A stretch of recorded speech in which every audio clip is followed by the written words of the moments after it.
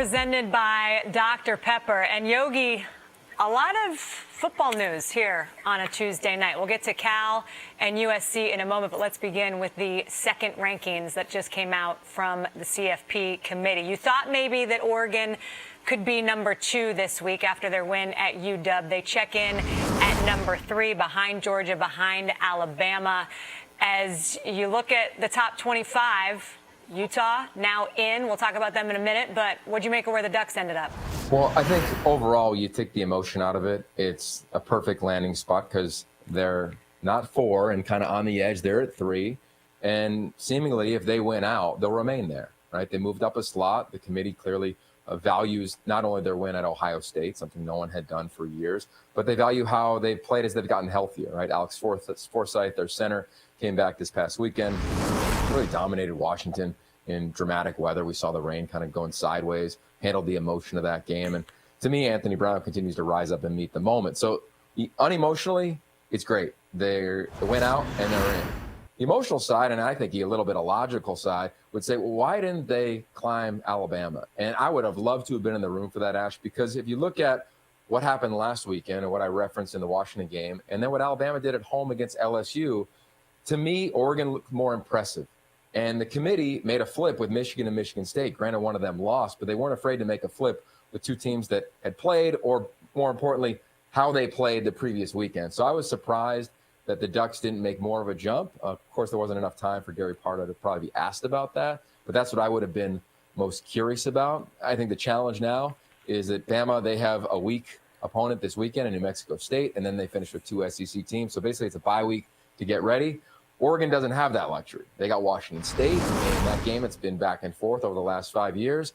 And then they go to Utah and then finish in a rivalry game against Oregon State, and they have to play Utah again. So I think their road is more challenging. I hope the committee recognizes that if Oregon continues to win, and eventually possibly may put them in the number 2 slot, depending what happens the last few weeks.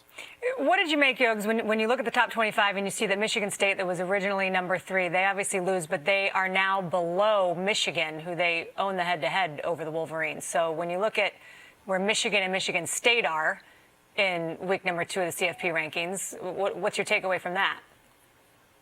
Well, I think it gave me a little bit of a reason to be nervous, but then you dive into the actual numbers, and numbers are a huge part this year within the committee. Everybody needs to recognize that, because last year the numbers were so skewed. Some teams only played a handful of games. Some teams had games postponed. So numbers weren't that big of a factor. Now they are. So Michigan State, yes, they win the head-to-head as you referenced, but statistically and even on the film, they didn't look great. They didn't look like a top 14 in the previous games, right? And obviously they didn't look that way against Purdue this past weekend. When you look at Oregon, you say, well, what's going to happen if Ohio State, their last 3 games are 3 teams that are ranked in the current CFP rankings. If they look great and win those games, what's going to possibly happen? Is the head-to-head going to slide to the side? I don't think it's extremely comparable to Michigan State, because Oregon's look good, right? They didn't look like Michigan State had looked prior to that game. They haven't been down like Michigan State was in the Michigan game to an opponent, had to make a dramatic comeback.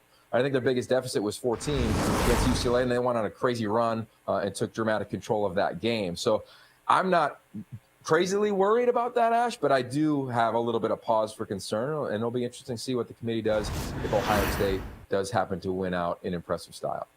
All right, let's talk about these Utah Utes. After a monster win at Stanford, they jump into the rankings at 24. What'd you make of the Utes showing up this week? It's about time. To me, I appreciate the committee, right? The AP poll, to me, it's a poll where you look at the scores probably and probably don't – I can't imagine anybody who votes in that does what the committee does in terms of the amount of film that they're watching. We had a chance to talk to Rick George, who's on the committee at Colorado over the weekend when I was there for their game, Ash.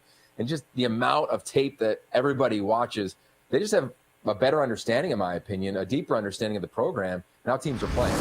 And the way that Utah's played since Cam Rising has entered offensively, the numbers speak for themselves. The amount of points, yards, how they've run the ball with 3 running backs in the game that you referenced against Stanford. But I look defensively. This defensive front led by Mika Tafua is balling. Look at Devin Lloyd. This guy's got a chance to win Defensive Player of the Year in this conference. His back end is continually just gaining maturity every single week. So they should be in the top 25. But when I look at the teams ranked ahead of them that have multiple losses, I see easily when the committee watches the film, regardless of who Utah plays this weekend going to Arizona, I can see them continuing to make jumps. I think they'll do that heading into the game against Oregon in a week and a half. And you mentioned Utah and Arizona, that game on our air on Saturday on the Pac-12 network.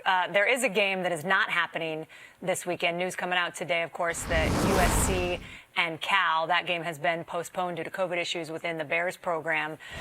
Disappointing, certainly, but the good news is they're going to be able to make it up December 4th, the Saturday after the Pac-12 championship game. Yeah, look, you got to be honest about it, right? Extremely frustrating if you're a player, if you're a coach.